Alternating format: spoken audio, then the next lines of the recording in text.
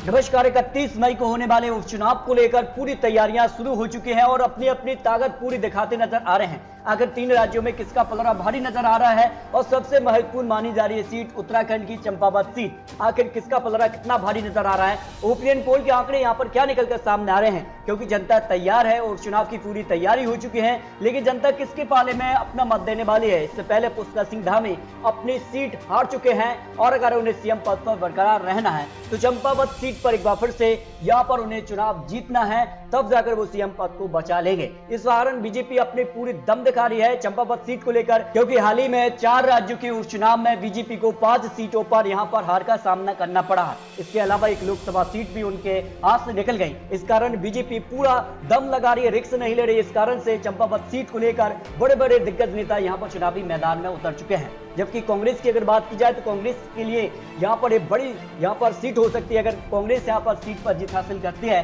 तो कहीं न कहीं आने वाले चुनाव को लेकर कांग्रेस की रणनीति बन सकती है। अगर बात की जाए तो निर्मला गैतोड़ी को यहाँ पर उन्होंने अपना उम्मीदवार बनाया। क्या निर्मला गैतोड़ी यहाँ पर सीएम धामी के खिलाफ अपना अच्छा परफॉर्मेंस कर पाएंगी? जनता किसके पक्ष में जाती है और आंकड़े क्या कहते हैं वो भी आपको यहाँ पर संपूर्ण आंकड़े दिखाते हैं। और अगर बात की जाए तो 31 मई को यहाँ पर मतदान हो रहा है। 3 जून को यहाँ पर 3 राज्यों के जो चुनाव रहेंगे उसके रिजल्ट आने वाले हैं, जिसमें उड़ीसा और केरला की एक सीट भी यहाँ पर शामिल है। विधानसभा के 5 चुनावी परिणामों की अगर बात की जाए चंपावत सीट को लेकर तो 3 बार बीजेपी जबकि 2 बार यहां पर कांग्रेस ने जीत हासिल की है। 2022 में यहां पर बीजेपी ने अच्छी परफॉर्मेंस की थी और यहां पर कैलाश गैतोड़ी को यहां पर चुनाव जीता था और उन्होंने इस्तीफा देकर यहां पर पुष्कर सिंह धामी को यहां पर सीएम पद के तौर पर रखा। लेकिन अब यहां पर उपचुनाव है और अगर सीएम को यहां पर बरकरार रहना है तो फिर इस सीट पर जीत हासिल करनी है।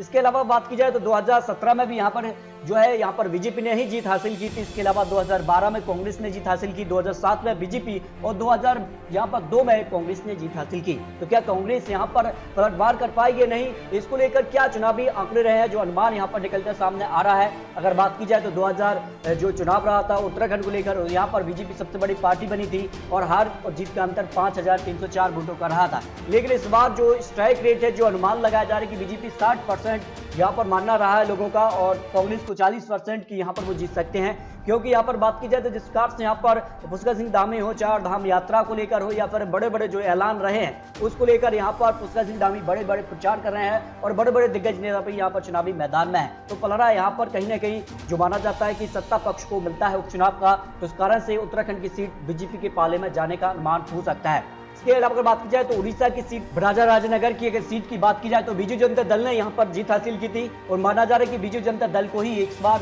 फिर भी यहां पर उपचुनाव में जीत मिल सकती है। जबकि केरला की सीट की अगर बात की जाए तो केरला की सीट पर कांग्रेस ने जीत हासिल की थी और उपचुनाव के आंकड़े जो ओपिनियन पोल का आंकड़ा है उस हिसाब से कांग्रेस को यहां पर जीत मिल सकती है। यानी 3 राज्यों की जो सीटें हैं, 3 राज्यों के लिए एक सीट पर जीत मिलने का अनुमान है, जिसमें बीजेपी, कांग्रेस और यहाँ पर बीजू जनता दल के खाते में एक सीट यहाँ पर जा सकती है। लेकिन दोस्तों आपको क्या लगता है, क्या चंपावत सीट पर बीजेपी बड़ी जीत हासिल कर पाएगी या फिर बात की जाए उड़ीसा केरला की एक सीट पर किसको जीत मिल सकती है? ये तो बात की जाए तो 3 जून को ही पता चलेगा। लेकिन आपको क्या लगता है? अपनी राय कमेंट बॉक्स में जरूर रखिए। मिलते हैं लेटेस्ट और महत्वपूर्ण विश्लेषण के साथ, क्योंकि राज्यसभा चुनाव को लेकर भी महत्वपूर्ण आपको विश्लेषण देने वाले हैं। तो मिलते हैं सटीक और महत्वपूर्ण विश्लेषण के साथ। तब तक के लिए जय हिंद, जय भारत।